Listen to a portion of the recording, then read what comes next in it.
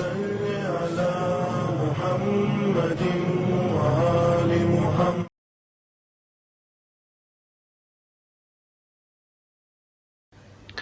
اعوذ باللہ من الشیطان الرجیم. بسم اللہ الرحمن الرحیم.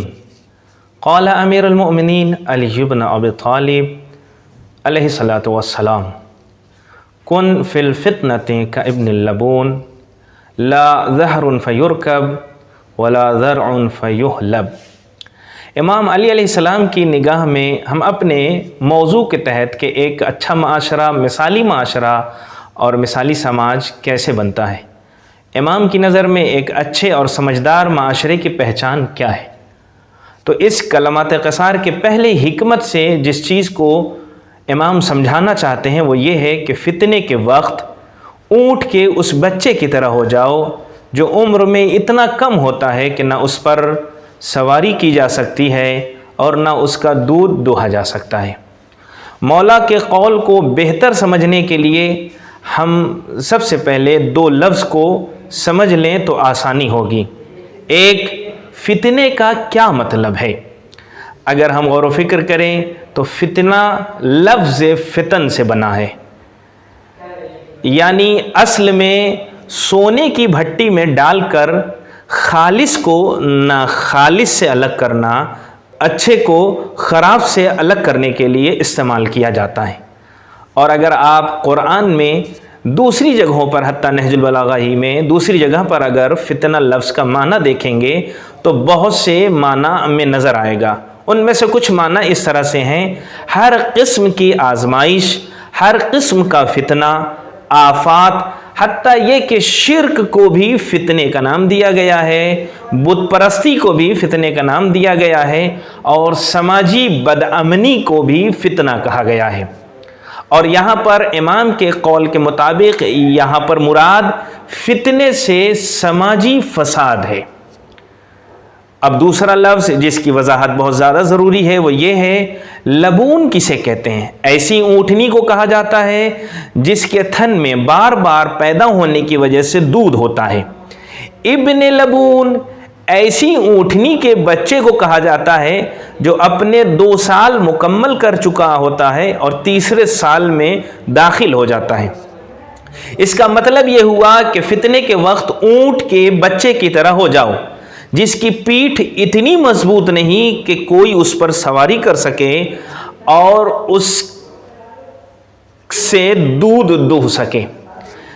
سوال یہ ہے کہ جب امام نے یہاں پر ابن لبون یعنی اونٹنی کے بچے کی صفت لا ظہر فیرکب استعمال کیا ہے، یعنی اس کا مطلب یہ ہے کہ اس کی پیٹھ اتنی مضبوط نہیں کہ اس کے اوپر کوئی سواری کر سکے، تو پھر یہ دوسری صفت لانے کی کیا ضرورت تھی؟ کیا ایک صفت سے بات واضح نہیں ہو رہی ہے کہ فتنے کے وقت اونٹ کے اس بچے کی طرح ہو جاؤ جس کی پیٹھ اتنی مضبوط نہیں کہ اس پر سواری کی جائے؟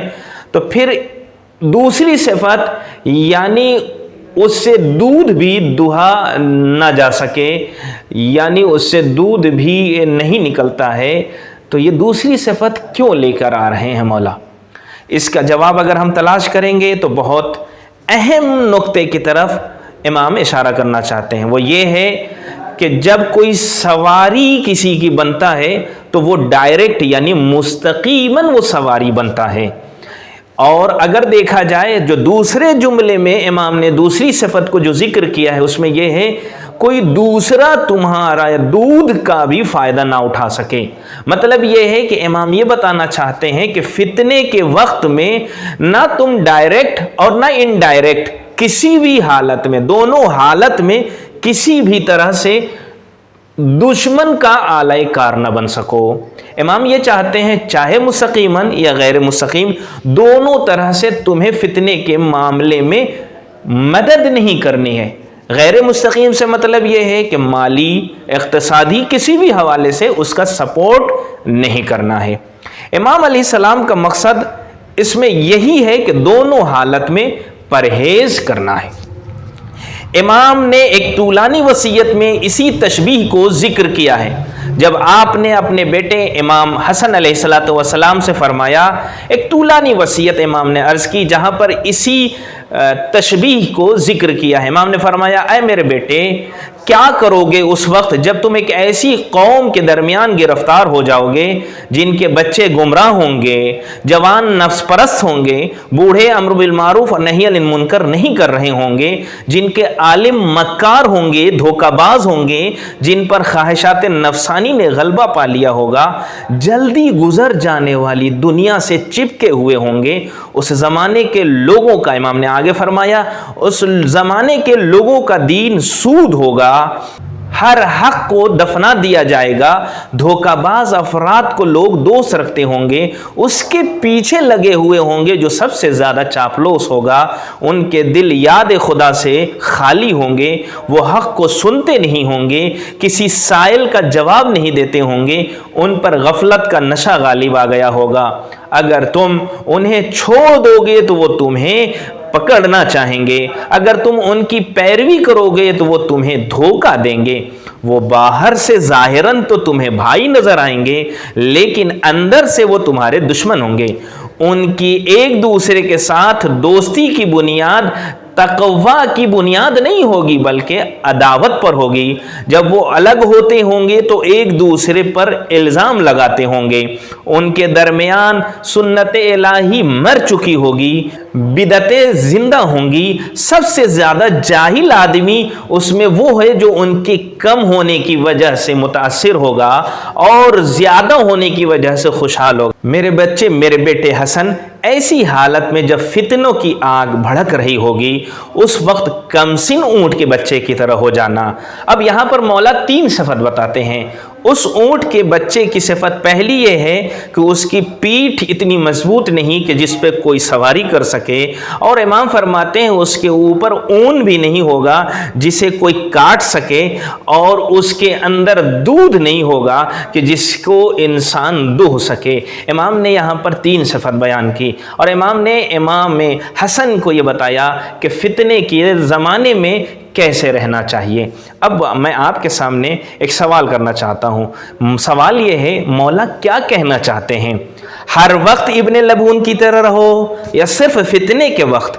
یعنی ایسا تو نہیں ہے کہ زندگی میں ہر لمحے میں بس ابن لبون یعنی اونٹ کے بچے کی طرح بن جائیں، یا صرف فتنے کے وقت؟ یاد رکھیے اس کا جواب یہی ہے، اللہ نے انسان کو پیدا ہی یہ کیا ہے، اس لیے پیدا کیا ہے کہ لوگوں کی خدمت کریں، تو خدمت اس کا اصل کام ہے۔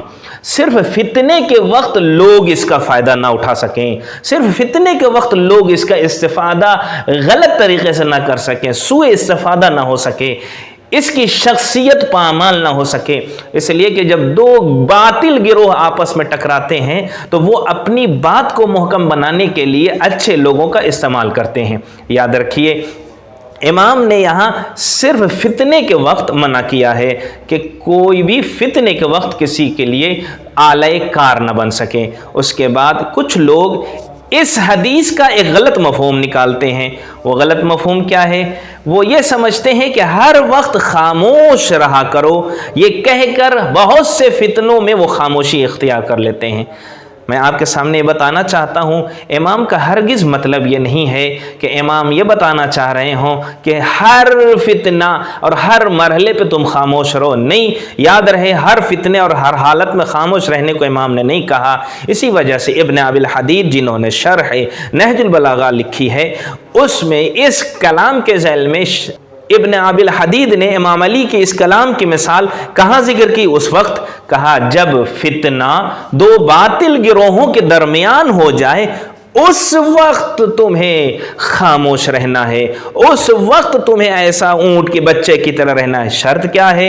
2 باطل گروہ کے درمیان اگر فتنہ ہو جائے، جیسے کہ تاریخ میں ہم دیکھ سکتے ہیں جب بنی عباس اور بنی امیہ کا جب فتنہ ہوا تو معصومین کی کوئی دخالت نہیں ہے۔ کیوں؟ اس لیے کہ معصومین کا سوء استفادہ یہ دونوں پارٹی اور دونوں باطل پرست افراد کرنا چاہتے تھے، مگر معصوم نے یہاں خاموشی اختیار اختیار کی، مگر یاد رہے لیکن اگر فتنہ حق اور باطل کے درمیان ہو تو یہاں یہ کہہ کر خاموش نہیں رہا جا سکتا کہ حق اور باطل کے درمیان فتنہ ہے، امام نے کہا ہے فتنے میں خاموش رہو، نہیں، یہاں پر ہر انسان پر واجب ہے کہ وہ حق کا ساتھ دے اور باطل سے دوری اختیار کرے۔ آخر میں جس معاشرے کو امام علی چاہتے ہیں، مثالی معاشرہ جو بنانا چاہتے ہیں، امام کی نظر میں جو مثالی معاشرہ ہونا چاہیے، امام یہ بتانا چاہتے ہیں فتنے میں ایسے ہو جاؤ کہ تمہارا کوئی بھی فائدہ نہ اٹھا سکے، اپنے غلط مقصد کو حاصل کرنے کے لیے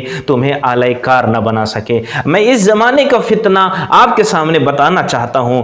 بڑے فتنوں میں سے بڑا فتنہ جو ہے وہ ہے غالیوں کا فتنہ، جو علی کو اللہ بنانا چاہ رہے ہیں، اخباریوں کا فتنہ جو مسلمات دین کے مخالفت میں کھڑے ہوئے ہیں۔ اس کے مقابلے میں خطیب، ذاکر، شاعر، ہر مومن اور علی کا چاہنے والا خاموشی اختیار کرے، یہ غلط ہے، بلکہ اس فتنے کے مقابلے میں، اس لیے کہ یہ حق کے مقابلے میں ہے، اس کے خلاف اٹھنا ہوگا، کھڑا ہونا ہوگا اور صدائے حق کو بلند کرنا ہوگا۔ اس لیے ہم آخر میں دعا کریں گے، خدایا ہمیں ایسے فتنے سے ہمیشہ کے لیے نجات عطا فرما، اور جب حق اور باطل کے درمیان فتنہ آ جائے تو حق کا ساتھ دینے کی توفیق عطا فرما اور باطل فتنوں کو ہمیشہ کے لیے نیست و نابود کر دے۔